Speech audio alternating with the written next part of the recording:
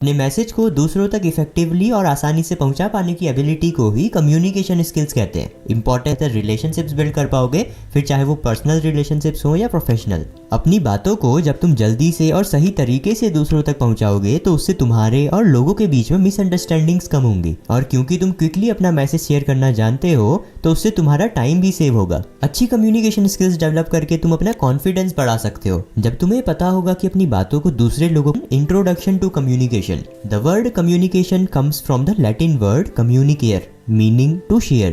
Communication शब्द का मतलब ही शेयर करना है, फिर चाहे बात हो अपने इमोशंस शेयर करने की या कोई इंपॉर्टेंट मैसेज शेयर करने की, वो सभी कम्युनिकेशन के अंदर ही आ जाता है। जैसे इस एग्जांपल में देखें तो एक लड़का अपनी दोस्त से पूछ रहा है वेयर आर यू गोइंग, तुम कहाँ जा रही हो, और दोस्त रिप्लाई में बताती है कि वो घर जा रही है, आई एम गोइंग होम। तो इस इन्फॉर्मेशन शेयरिंग को ही हम कम्युनिकेशन कहते हैं। आगे बढ़ते हैं अपने नेक्स्ट टॉपिक पे, इंपॉर्टेंस ऑफ कम्युनिकेशन। हमें अच्छे कम्युनिकेशन स्किल्स की जरूरत होती है ताकि हम बाकी लोगों को जरूरी इन्फॉर्म ना हो। इन सभी केसेस में अच्छी कम्युनिकेशन स्किल्स का होना बहुत जरूरी है, वरना धनिया फ्री में नहीं मिल पाएगा ना। Elements of communication cycle. Communication cycle के 5 मेन एलिमेंट्स होते हैं। सबसे पहला है सेंडर। सेंडर वो व्यक्ति होता है जो कि कम्युनिकेशन के प्रोसेस की शुरुआत करता है। मैसेज उस इंफॉर्मेशन या कंटेंट को कहते हैं जिसे सेंडर शेयर करना चाहता है। चैनल वो माध्यम होता है जिसके थ्रू सेंडर अपना मैसेज रिसीवर तक पहुंचाता है। जैसे टेलीफोन एक माध्यम हो सकता है जिससे हम अपनी बात दूर बैठे किसी व्यक्ति तक आसानी से पहुंचा सकते हैं। वो व्यक्ति जो मैसेज रिसीव करता है उसे रिसीवर कहते हैं। मैसेज भेजने वाला सेंडर और रिसीव करने वाला रिसीवर, सिंपल। और मैसेज के रिप्लाई में जो इन्फॉर्मेशन रिसीवर सेंडर को वापस भेजता है उसे फीडबैक कहते हैं।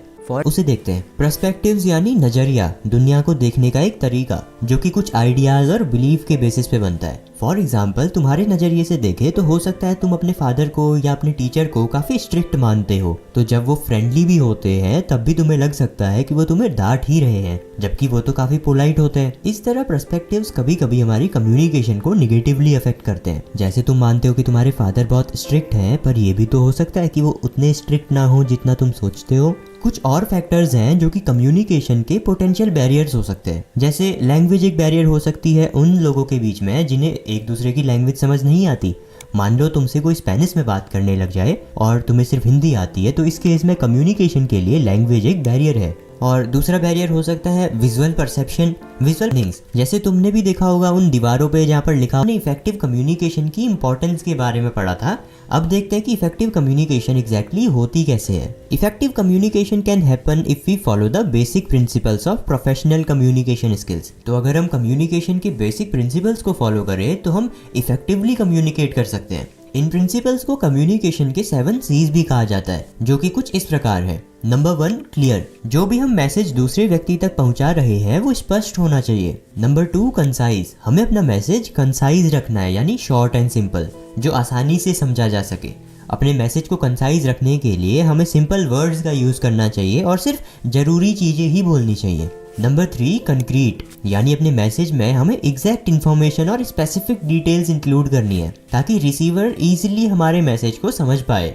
Number 4, correct. जो भी हम इंफॉर्मेशन शेयर कर रहे हैं वो सही होनी चाहिए और सही तरीके से शेयर करी जानी चाहिए, यानी correct information with correct grammar. Number 5, coherent. हमारा मैसेज एक लॉजिकल ऑर्डर में फ्लो होना चाहिए और सारी बातें आपस में और मेन टॉपिक से जुड़ी होनी चाहिए। Number 6, complete. हमारे मैसेज में सारी जरूरी इंफॉर्मेशन प्रेजेंट होनी चाहिए ताकि कोई भी कंफ्यूजन और मिसअंडरस्टैंडिंग क्रिएट ना हो। Last and number 7 is courteous. हमें पोलाइटली और रिस्पेक्टफुली अपने मैसेज को दूसरे व्यक्ति तक पहुंचाने की कोशिश करनी चाहिए और ऐसे वर्ड्स और सेंटेंसेस को अवॉइड करना चाहिए जिससे दूसरा व्यक्ति ऑफेंड हो सकता है। इन 7 C's को फॉलो करके हम इफेक्टिवली अपना मैसेज दूसरे व्यक्ति तक पहुंचा सकते हैं। आगे बढ़ते हैं अपने सेशन नंबर 2 पर। Session number 2, verbal communication. Verbal communication is the sharing of information by using words. Communication की एक ऐसी फॉर्म जिसमें हम वर्ड्स का यूज करके इन्फॉर्मेशन को शेयर करते हैं।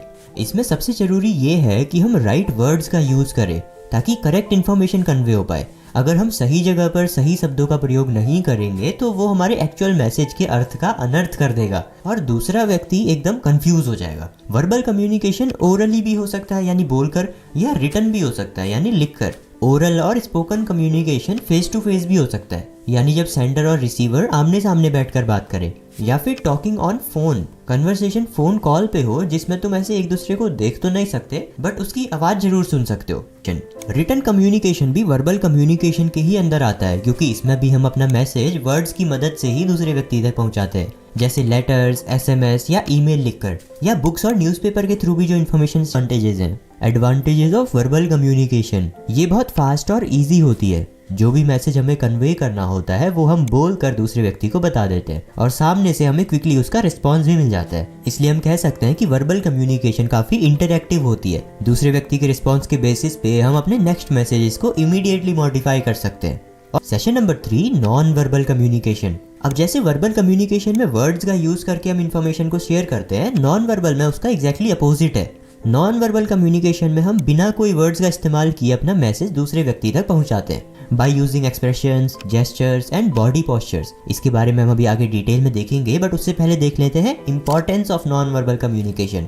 हमारी day to day conversations mostly non verbal ही होती हैं। जो हम बोलते हैं उससे ज़्यादा इंपॉर्टेंस तो ये रखता है कि हम उसे कैसे बोल रहे हैं, हमारी बॉडी लैंग्वेज कैसी है, फेशियल एक्सप्रेशंस, टोनैलिटी, ये सभी चीज़ें हमारे मैसेज को और इम्पैक्टफुल बनाने में हमारी मदद करती हैं और हमारे इमोशंस को इफेक्टिवली कन्वे करने में मदद करती है।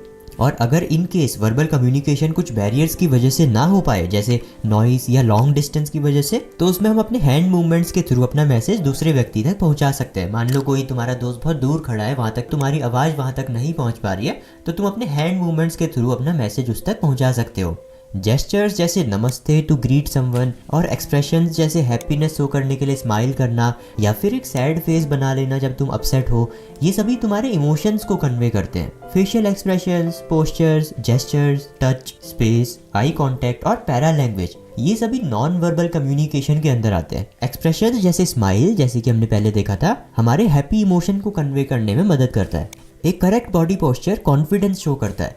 क्वेश्चन पूछने के लिए हैंड रेस करना या ग्रीटिंग के लिए नमस्ते करना, ये सभी जेस्चर्स के अंदर आते हैं। टच के तुम काफ़ी हद तक हमारे कम्युनिकेशन पर इम्पैक्ट डालती है। जैसे अगर तुम बहुत जल्दी जल्दी बोलने लगोगे तो इट शोज कि तुम एक्साइटेड हो या फिर तुम बहुत नर्वस हो। वहीं अगर तुम बहुत स्लो बोलोगे तो इट में साउंड लाइक कि तुम बहुत सैड हो या कोई मतलब ऐसे सैड चीज़ सुना रहे हो। तो इसलिए अपने मैसेज के अकॉर्डिंग राइट स्पीड, टोन और वॉल्यूम का होना बहुत ज़रूरी है। Next is visual communication. Visual communication में इमेजेस और पिक्चर्स के थ्रू तुम अपना मैसेज कन्वे करते हो। इसमें मेन एडवांटेज ये होता है कि इसमें तुम्हें कोई पर्टिकुलर लैंग्वेज को जानने की जरूरत नहीं होती। तुम डायरेक्टली विजुअल्स को देखकर मैसेज समझ सकते हो। Writing skills, parts of speech. English में जब हम बात करते हैं या लिखते हैं तो सेंटेंसेस का यूज़ करते हैं। अपना कोई भी मैसेज अगर हमें शेयर करना होता है तो उसके लिए हम सेंटेंसेस का यूज़ करते हैं खुद को एक्सप्रेस करने के लिए। अगर हम सेंटेंसेस को ही सही तरीके से नहीं फॉर्म करेंगे तो हमारे मैसेज की जो एक्चुअल मीनिंग है वो चेंज हो जाएगी। इसलिए सेशन में कंप्लीट थॉट, एक सेंटेंस काफ़ी सारे वर्ड्स का एक ग्रुप होता है जो कि कंप्लीट थॉट या आइडिया को एक्सप्रेस करता है। जैसे राजू स्कूल जाता है, कंप्लीट सेंटेंस है, बट अगर हम कहें कि राजू जाता है, ये कंप्लीट सेंटेंस नहीं हुआ क्योंकि ये कंप्लीट थॉट या आइडिया को एक्सप्रेस नहीं कर रहा। तो ग्रुप ऑफ वर्ड जो कि कंप्लीट सेंस नहीं बनाते उन्हें हम फ्रेज कहते हैं। जैसे राजू जाता है, ये एक फ्रेज है।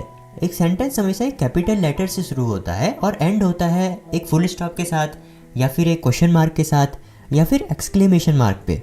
पर सेंटेंसेस में कुछ ऐसी जगहें भी होती हैं जहाँ पे हमें कैपिटल लेटर्स का यूज़ करना होता है। उसके बारे में जान लेते हैं। इसको याद रखने के लिए हम इसकी शॉर्ट फॉर्म बना सकते हैं MINTS, मिंट्स, जिसमें M स्टैंड करता है मंथ्स के लिए। तो जब भी हम मंथ्स का नेम लिखते हैं, जैसे माई स्कूल विल रीओपन इन जुलाई, तो इसमें जो फर्स्ट लेटर होता है मंथ के नेम में, जैसे कि जुलाई का J, वो हम कैपिटल में लिखते हैं। Next is I. जब भी हम I as a pronoun use करते हैं तो उसे हम कैपिटल में लिखते हैं। For example C and I are best friends, इसमें हम आई को कैपिटल में लिखते हैं। मिंट्स का N स्टैंड करता है नेम्स के लिए। तो जब भी हम सेंटेंसेस में किसी व्यक्ति, जगह या किसी दिन का नाम लिखते हैं तो उनके नाम का जो फर्स्ट लेटर होता है वो कैपिटल में लिखना होता है। For example this Tuesday Vidya will be in Rajasthan, इसमें ट्यूसडे का T कैपिटल में होगा, विद्या का V और राजस्थान का R भी कैपिटल में लिखा जाएगा। मिंट्स का T रेफर करता है टाइटल्स को, जैसे डॉक्टर, मिस्टर, इसमें डॉक्टर का DR में जो D होता है ना वो कैपिटल में लिखा जाता है और मिस्टर में MR का M जो है वो कैपिटल में लिखा जाता है। और लास्ट है S which refers to the starting letter of sentences. ये तो हम जानते ही हैं कि हर एक सेंटेंस का जो स्टार्टिंग फर्स्ट लेटर होता है वो हमेशा कैपिटल में लिखा जाता है। अब नेक्स्ट टॉपिक है हमारा पंक्चुएशन के बारे में। तो full stop, comma, question mark, exclamation mark, apostrophe, ये सभी पंक्चुएशन मार्क्स होते हैं जो कि सेंटेंसेस के पार्ट्स को अलग अलग करने में और सेंटेंसेस की मीनिंग बताने में काम आते हैं। फुल स्टॉप का यूज सेंटेंसेस के एंड को शो करने के लिए किया जाता है। For example, I have subscribed to readers venue, full stop. Sentence के बीच में पॉज को इंडिकेट करने के लिए कॉमा का यूज किया जाता है। For example, readers venue YouTube channel is best for IT preparation, comma, and its website provides best note for IT. तो जब हम पॉज इंडिकेट करते हैं किसी सेंटेंसेस के बीच में, वहां पे कॉमा यूज होता है। क्वेश्चन मार्क का यूज होता है क्वेश्चंस के एंड में, जैसे have you liked this video, question mark. Exclamation mark का यूज होता है उन वर्ड्स या सेंटेंसेस के एंड में जहां पर एक्सट्रीम इमोशन प्रेजेंट होता है, जैसे शॉक, सरप्राइज या anger. For example, you are late, exclamation mark. Apostrophe mark के बाद अगर एस आता है वर्ड में, तो उसका यूज होता है कोई बिलोंगिंग या पोजेशन को शो करने के लिए। For example, this is Vaishnavi's pen, ये वैष्णवी की पेन है। और एफएस्ट्रॉफी का यूज होता है कुछ वर्ड्स की शॉर्टन फॉर्म को शो करने के लिए, जैसे लेट अस को हम लेट्स लिखते हैं और इज नॉट को हम इजंट लिखते हैं, उसमें एफएस्ट्रॉफी का यूज होता है। Next topic is basic parts of speech. अब ये एक ऐसा टॉपिक है जो तुमने ऑलरेडी प्रीवियस क्लासेस में पढ़ रखा है, तो इजीली हो जाएगा। सबसे पहला है noun. Noun is the name of a person, place और अ थिंग। किसी भी व्यक्ति, जगह या चीज के नाम को नाउन कहा जाता है। जैसे राम गोज टू स्कूल, इसमें राम और स्कूल नाउन है। Pronouns are those words which are used in place of noun. Noun के जगह पर यूज होने वाले वर्ड्स ही प्रोनाउन कहलाते हैं। जैसे Ram goes to school, he is a very good student. यहाँ पे ही एक प्रोनाउन है जो कि राम की जगह पे यूज हुआ है। एडजेक्टिव्स वो वर्ड्स होते हैं जो कि नाउन को डिस्क्राइब करते हैं। फॉर एग्जाम्पल, सी वोर अ ब्यूटीफुल ड्रेस, इसमें ब्यूटीफुल एक एडजेक्टिव है जो कि ड्रेस को डिस्क्राइब कर रहा है। वर्ब्स वो वर्ड्स होते हैं जो कि कोई एक्शन को शो करते हैं। जैसे Ram is sitting on the chair, इसमें सिटिंग एक वर्ब है। रनिंग, टॉकिंग, थिंकिंग, ये जो भी वर्ड्स हैं जो कि किसी एक्शन को शो करते हैं, उन्हें वर्ब्स कहते हैं। Adverbs are the words that add meaning to verbs, adjectives and other adverbs. Adverbs वो वर्ड्स होते हैं जो कि वर्ब्स, एडजेक्टिव्स और अदर एडवर्ब्स को कोई मीनिंग देते हैं। जैसे एग्जांपल से समझते हैं, she ran quickly to catch the bus, इसमें क्विकली एक एडवर्ब है जो कि वर्ब में मीनिंग ऐड कर रहा है कि वो तेजी से भागी। कैसे भागी? तेजी से। तो भागना तो वर्ब था, पर कैसे भागी उस चीज को डिस्क्राइब कौन कर रहा है? हमारा एडवर्ब डिस्क्राइब कर रहा है कि सी रैन क्विकली। और भी जो वर्ड्स हैं जैसे इजीली, बिफोर, इनसाइड, ये सब भी एडवर्ब्स होते हैं। इन सब के अलावा कुछ सपोर्टिंग पार्ट्स ऑफ स्पीच भी होती है, उन्हें जान लेते हैं।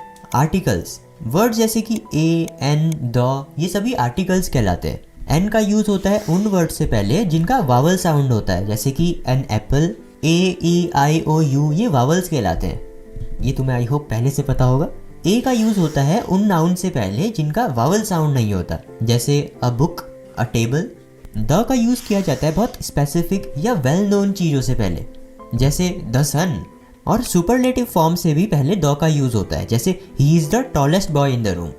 कंजक्शंस वो वर्ड्स होते हैं जो कि दो नाउन, फ्रेजेस या सेंटेंसेस को ज्वाइन करते हैं।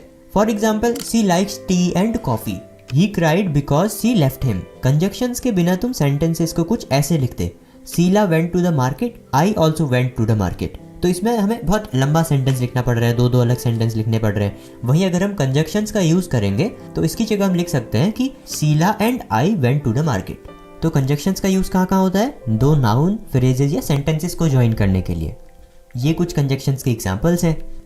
Next is prepositions. Preposition nouns, pronoun से पहले लिखे जाते हैं और एक सेंटेंस में नाउन या प्रोनाउन का बाकी शब्दों के साथ रिलेशन को शो करते हैं। ये टाइम, प्लेस, डायरेक्शन, इन सभी के बारे में भी इंफॉर्मेशन कन्वे करते हैं। एट, ऑन, अंडर, इन, ये सभी कुछ प्रीपोजिशंस हैं। For example, she arrived at noon, the cat is on the roof, Rahul is standing under the tree, I live in Delhi. Last is interjection. Interjections वो वर्ड्स और phrases होते हैं जो कि कोई स्ट्रॉन्ग इमोशन या सेंटिमेंट को कन्वे करने के लिए यूज किए जाते हैं। इनके एंड में एक एक्सक्लेमेशन मार्क भी होता है। फॉर एग्जाम्पल, वाओ, जो कि सरप्राइज या एडमिरेशन को एक्सप्रेस करने के लिए यूज किया जाता है। आउच, पेन को इंडिकेट करने के लिए यूज किया जाता है। तो अभी तक हमने 4 सेशंस कंप्लीट कर लिए हैं और इसके बाद के सेशंस काफ़ी ज़्यादा इजी और छोटे से हैं, तो उन्हें भी जल्दी से पढ़ लेते हैं। Session number 5, writing skills, sentences. तो सेंटेंसेस के बारे में अभी तक हमने जाना, उसके अलग अलग पार्ट्स के बारे में डिटेल्स देखी। उसी को आगे बढ़ाते हुए नेक्स्ट टॉपिक है हमारा पार्ट्स ऑफ सेंटेंस। तो जनरली सेंटेंसेस को हम 3 पार्ट्स में ब्रेक कर सकते हैं, सब्जेक्ट, वर्ब और ऑब्जेक्ट। सब्जेक्ट वो व्यक्ति या वस्तु जो किसी एक्शन को परफॉर्म करती है। वर्ब उस एक्शन को डिनोट करता है और ऑब्जेक्ट वो व्यक्ति या वस्तु कहलाती है जो कि उस एक्शन को रिसीव करती है। जैसे दिव्या रीड्स अ बुक, इसमें दिव्या एक सब्जेक्ट है जो कि रीडिंग का एक्शन परफॉर्म कर रही है, तो रीड्स वर्ब है और कौन उस एक्शन को रिसीव कर रहा है, अ बुक। तो बुक इस सेंटेंस में एक ऑब्जेक्ट है। ऑब्जेक्ट्स डायरेक्ट भी हो सकते हैं और इनडायरेक्ट ऑब्जेक्ट्स भी हो सकते हैं। डायरेक्ट ऑब्जेक्ट्स वो होते हैं जो डायरेक्टली एक्शन रिसीव करते हैं, जैसे सी बॉट अ बुक, इसमें बुक जो कि एक ऑब्जेक्ट है डायरेक्ट एक्शन रिसीव कर रही है। वहीं दूसरे एग्जांपल में Vaishnavi gifted her book to Ayush, तो इसमें बुक एक डायरेक्ट एक्शन रिसीव कर रही है और आयुष एक इनडायरेक्ट ऑब्जेक्ट है। सिंपली अगर डिफरेंशिएट करें तो अगर हम व्हाट क्वेश्चन पूछेंगे तो जवाब में डायरेक्ट ऑब्जेक्ट मिलेगा, और टू हुम या फॉर हुम पूछेंगे तो उसमें हमें इनडायरेक्ट ऑब्जेक्ट का पता लग जाएगा। जैसे what did Vaishnavi gift to Ayush, book जो कि एक डायरेक्ट ऑब्जेक्ट है। To whom Vaishnavi gifted it, Ayush, Ayush को गिफ्ट किया ना वैष्णवी ने, तो आयुष एक इनडायरेक्ट ऑब्जेक्ट है। टाइप्स ऑफ सेंटेंसेस, दो टाइप्स में हम सेंटेंसेस को डिवाइड कर सकते हैं, active voice sentences and passive voice sentences. तो वो सेंटेंसेस जिसमें सब्जेक्ट एक एक्शन परफॉर्म करता है उसे एक्टिव वॉइस सेंटेंसेस कहते हैं। जैसे संजय ब्रोक द ग्लास, इसमें संजय जो कि सब्जेक्ट है एक एक्शन परफॉर्म करता है। और सेंटेंसेस जिसमें सब्जेक्ट एक्शन रिसीव करते हैं उन्हें पैसिव वॉइस सेंटेंसेस कहते हैं। जैसे the glass was broken by Sanjay, इसमें द ग्लास एक सब्जेक्ट है जो कि एक्शन रिसीव कर रहा है by Sanjay. According to purpose अगर हम सेंटेंसेस को डिवाइड करें तो सेंटेंसेस को मेनली 4 टाइप्स में डिवाइड कर सकते हैं। फर्स्ट इज डिक्लेरेटिव सेंटेंसेस और स्टेटमेंट। ये सबसे कॉमन टाइप के सेंटेंसेस होते हैं जिसमें हम कोई इन्फॉर्मेशन या फैक्ट कन्वे करते हैं और ये एंड होते हैं एक फुल स्टॉप के साथ। For example, I go to school, it is very cold today. दूसरे होते हैं इंट्रोगेटिव सेंटेंसेस, वो सेंटेंसेस जो कि कोई सवाल पूछते हैं और इनके एंड में क्वेश्चन मार्क होता है, जैसे do you like me, question mark. तीसरे टाइप के सेंटेंसेस वो होते हैं जो कि कोई स्ट्रॉन्ग इमोशन को एक्सप्रेस करते हैं, जैसे जॉय, सैडनेस या फियर को एक्सप्रेस करते हैं और इनके एंड में एक एक्सक्लेमेशन मार्क होता है। इन्हें हम कहते हैं exclamatory sentence. For example, I came first in the class, exclamation mark. Last is imperative sentences, वो सेंटेंसेस जो कि कोई ऑर्डर, कमांड, एडवाइस या रिक्वेस्ट को शो करते हैं, उन्हें हम इंपरेटिव सेंटेंसेस कहते हैं। For example, go to college today, clean this room, ये एक ऑर्डर है, राइट? तो वो सेंटेंसेस जो कि कोई ऑर्डर, कमांड, एडवाइस या रिक्वेस्ट को शो करते हैं उन्हें हम इंपरेटिव सेंटेंसेस कहते हैं। तो ये बात हुई सेंटेंसेस की, हमने उसके अलग अलग पार्ट्स के बारे में डिटेल में देखा, अलग अलग टाइप के सेंटेंसेस के बारे में जाना। अब एक लेवल अप करते हैं, ठीक है? अब पैराग्राफ्स के बारे में जानते हैं। पैराग्राफ यानी अ ग्रुप ऑफ सेंटेंसेस, जब हम काफ़ी सारे सेंटेंसेस को एक साथ लिख देते हैं उसका एक ग्रुप बन जाता है, उसे हम पैराग्राफ कहते हैं।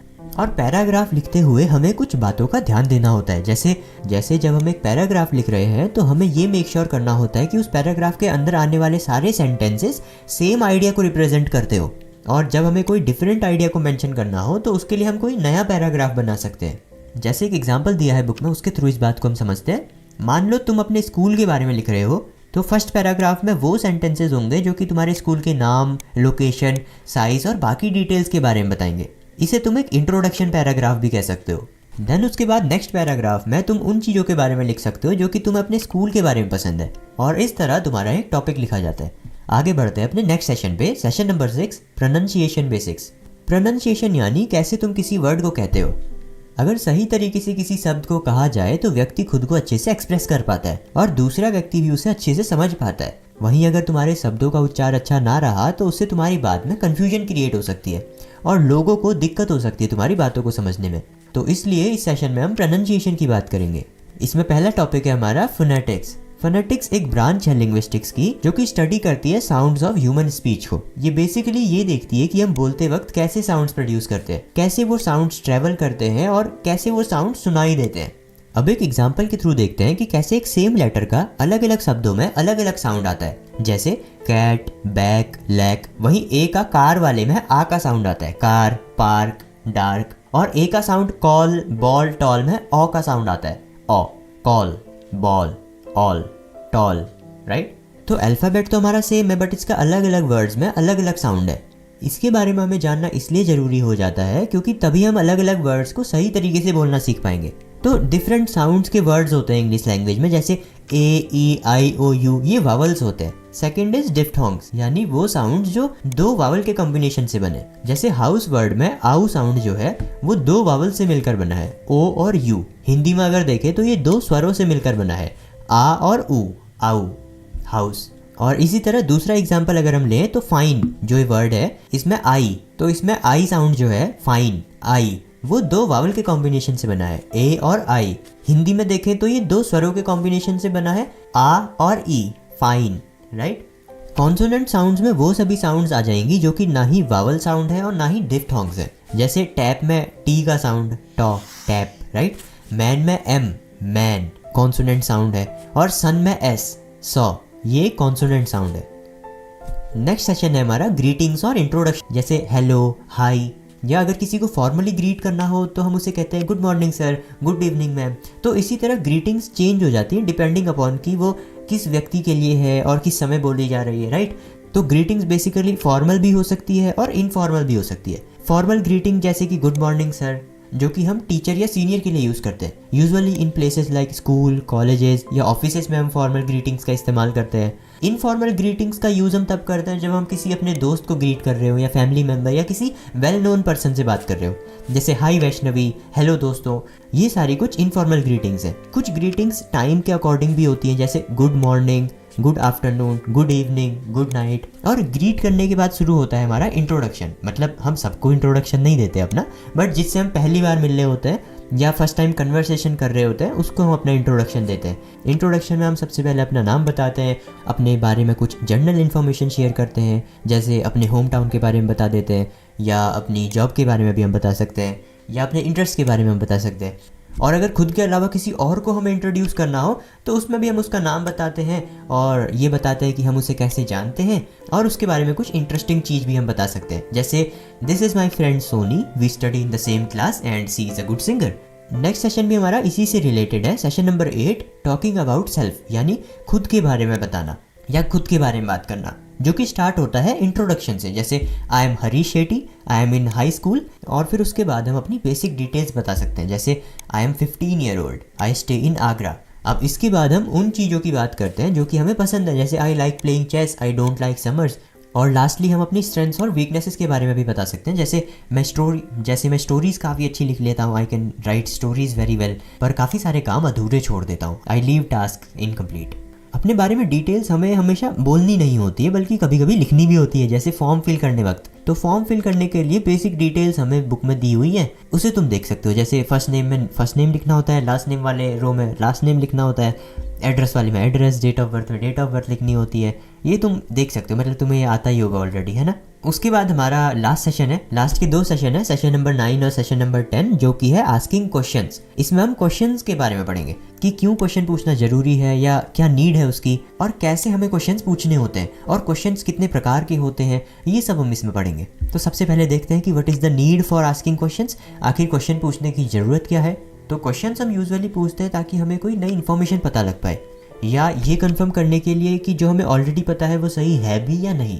तो डाउट्स, कंफ्यूजन, मिसअंडरस्टैंडिंग को अवॉइड करने के लिए हम क्वेश्चन पूछते हैं, या फिर अगर किसी से बात शुरू करनी हो तो भी हम उनके बारे में क्वेश्चन पूछकर बात शुरू करते हैं कि आपका नाम क्या है, आप कहाँ से हैं, राइट। इन सभी केसेस में हमें क्वेश्चंस पूछने की ज़रूरत पड़ती है, और क्वेश्चन पूछने के लिए हम 5W + 1H मेथड का यूज़ कर सकते हैं। 5Ws are who, where, when, what, why, और 1H इज़ हाउ। ये सभी क्वेश्चन वर्ड्स होते हैं जिनकी मदद से हम क्वेश्चंस फ्रेम करते हैं। तो जब किसी व्यक्ति के बारे में हमें पता करना होता है तो हम हु का यूज़ करते हैं, जैसे who is the new student in the class, class में नया बच्चा कौन है, हु यानी कौन। और जब किसी जगह के बारे में हमें क्वेश्चन करना होता है तो हम यूज़ करते हैं वेयर का, वेयर डज सी लिव, वो कहाँ रहती है, वेयर यानी कहाँ। और जब क्वेश्चन हो टाइम के रिगार्डिंग, जैसे when did she join school, उसने स्कूल कब ज्वाइन किया, तो हम व्हेन का यूज़ करते हैं। व्हेन यानी हम टाइम के बारे में पूछ रहे हैं, व्हेन कब। व्हाट यानी क्या, what is her favourite subject, उसका फेवरेट सब्जेक्ट क्या है। तो जब किसी चीज़ के बारे में हम पूछ रहे हैं या कोई आइडिया या एक्शन के बारे में पूछ रहे हैं तो व्हाट का यूज़ करते हैं। देन वाई, वाई यानी क्यों, जब हम कोई रीज़न पता कर रहे होते हैं कि उसने ऐसा क्यों किया, जैसे why is she not talking to anyone in the class, वो क्लास में किसी से भी बात क्यों नहीं कर रही है, तो इसमें हम वाई का यूज़ करते हैं। लास्ट इज़ हाउ, 1H की बात कर रहे थे हम, है ना। तो हाउ यानी कैसे, जैसे how can I help her make friends, मैं उसकी दोस्त बनाने में कैसे मदद कर सकता हूँ। इसमें हम मेथड के बारे में सवाल कर रहे होते हैं कि कैसे मैं करूँगा, तो उसमें हम हाउ का यूज़ करते हैं। और अब है हमारा लास्ट सेशन आस्किंग क्वेश्चंस का। इसमें हमें पढ़ना है टाइप्स ऑफ क्वेश्चंस के बारे में। तो बेसिकली क्वेश्चंस दो टाइप के होते हैं, क्लोज एंडेड और open ended questions. Close ended questions वो होते हैं जिनका आंसर सिंपल वन वर्ड का होता है, जैसे यस या नो वाले क्वेश्चंस। जैसे do you have a TV at home, क्या तुम्हारे घर में टीवी है? अब इसका आंसर या तो यस होगा या तो नो होगा। बट ऐसे भी कुछ क्वेश्चंस होते हैं जिनका आंसर सिर्फ यस या नो में नहीं होता, बल्कि थोड़ा डिटेल्ड होता है, राइट? जैसे what do you like to watch on TV, इसका आंसर यस या नो में नहीं होगा, बल्कि थोड़ा डिटेल्ड होगा। जैसे I like to watch movies on TV, मुझे टीवी में मूवीज़ देखना पसंद है। तो ऐसे क्वेश्चंस जिनका आंसर सिर्फ यस या नो में नहीं होता है, बल्कि थोड़ा डिटेल्ड होता है, उन्हें हम ओपन एंडेड क्वेश्चंस कहते हैं। अब ओपन एंडेड क्वेश्चंस और क्लोज एंडेड क्वेश्चन की फ्रेमिंग कैसे करनी होती है वो हमें इस बुक में दिया हुआ है। जैसे क्लोज एंडेड क्वेश्चंस की हम फ्रेमिंग कर सकते हैं हेल्पिंग वर्ब्स ऐड करके, जैसे can, shall, may, should, could. For example do you like it, अब इसका आंसर या तो यस होगा या तो नो होगा, राइट? तो जैसे एक सेंटेंस हमें दिया हुआ है they talk on phone every day, तो इसका क्लोज एंडेड क्वेश्चन हम कैसे फ्रेम करेंगे हेल्पिंग वर्ब्स का ऐड करके? Do they talk on phone every day, क्या वो रोज फोन पे बात करते हैं? अब इसका आंसर या तो यस होगा या तो नो होगा, तो हमने एक क्लोज एंडेड क्वेश्चन बना लिया हेल्पिंग वर्ब्स की मदद से। क्लोज एंडेड क्वेश्चन की हम फ्रेमिंग इस तरीके से भी कर सकते हैं जिसमें हम पोजीशन चेंज कर दें सब्जेक्ट और हेल्पिंग वर्ब की। जैसे ही इज देयर, इसका अगर हमें क्लोज एंडेड क्वेश्चन बनाना हो तो हम लिखेंगे इज ही देयर, क्या वो वहां पर है? यू कैन हेल्प मी, इसको अगर हमें क्लोज एंडेड क्वेश्चन में चेंज करना हो तो हम इसे बना सकते हैं कैन यू हेल्प मी। और वहीं अगर हमें ओपन एंडेड क्वेश्चन को फ्रेम करना हो तो वो कैसे करेंगे? वो हम यूज़ करेंगे क्वेश्चन वर्ड्स का यूज़ करके, जो कि हमने पहले देखा था, what, why, who, how, when, where, ये सारे वर्ड्स का यूज़ करके हम ओपन एंडेड क्वेश्चंस फॉर्म कर सकते हैं। जैसे वेयर डू यू लिव, तुम कहाँ रहते हो? तो इसका एक थोड़ा डिटेल्ड आंसर होगा, यस या नो तो नहीं होगा, right? What did you do, why did you go there, how did you go, ये सारे ओपन एंडेड क्वेश्चंस के अंदर आएंगे, ठीक है?